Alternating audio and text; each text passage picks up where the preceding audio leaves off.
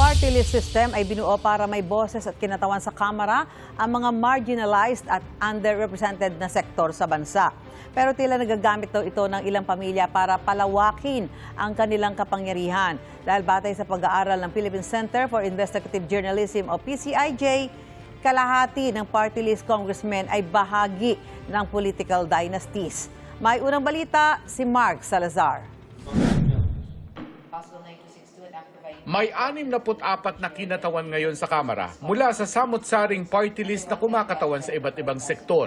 Sa pagsusuri ng Philippine Center for Investigative Journalism o PCIJ, lumalabas kung paano nagagamit ng mga political families ang party list system para palawakin ang kanilang kapangyarihan sa Kamara. Ayon sa PCIJ, isa sa bawat 4 na party list representative sa 20th Congress ay may kamag-anak na mambabatas din. At ayon pa sa pag-aaral ng PCIJ, sa 64 na party list representatives ngayon, 32 o 50% ang nabibilang sa mga maituturing anilang political dynasty. Ginagamit daw ang party list system para bigyan ng posisyon ang kanilang 3rd to 4th generation ng kanilang political dynasty. Gamit din ang parehong makinarya na ginamit nila sa probinsya para makuha ang iba pang posisyon.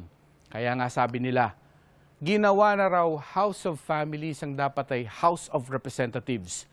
Sa pagsilip ng PCIJ sa 2025 election results, nakitang karamihan sa mga nanalong party list representatives na galing sa political dynasty ay ipinanalo lang din ng kanilang mga bailiwick sa probinsya.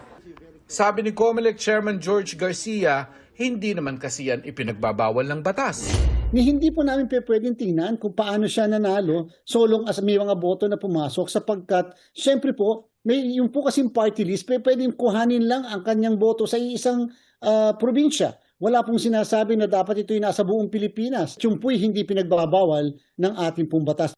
Noong isang linggo, ipinasa sa ikalawang pagbasa sa Kamara ang kanilang bersyon ng Anti-Political Dynasty Bill.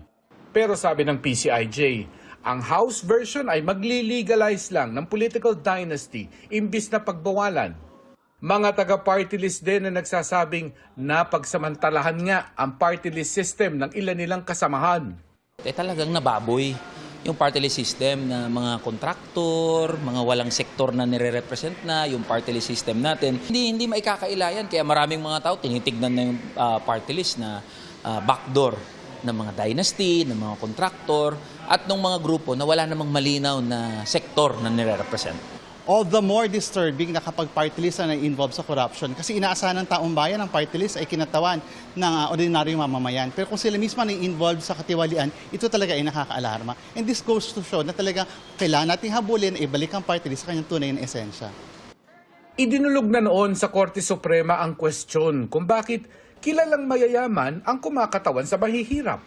Ang korte ang nagsabing kahit sino ay pwedeng kumatawan sa isang advokasya. Hindi naman kinakailangan gumagapang sa kahirapan yung mismong tumatakbo sa party list o yung mismong nominee. Sapat lamang daw na mayroong papatunayan na advokasya yung mismong nominee. So anong ibig sabihin noon?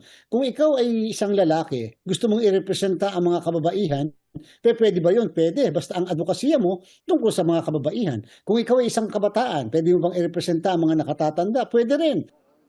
Tumangging humarap sa aming kamera ang mga pinuno ng Party List Coalition pero nagsabi silang may ikinakasa silang bill na magre-reforma sa party list system. 30 years old na ang RA 7941 o Party List Act pero ni minsan walang nagtagumpay sa tangkang amyendahan ito. Ito ang unang balita. Mark Salazar, GMA News.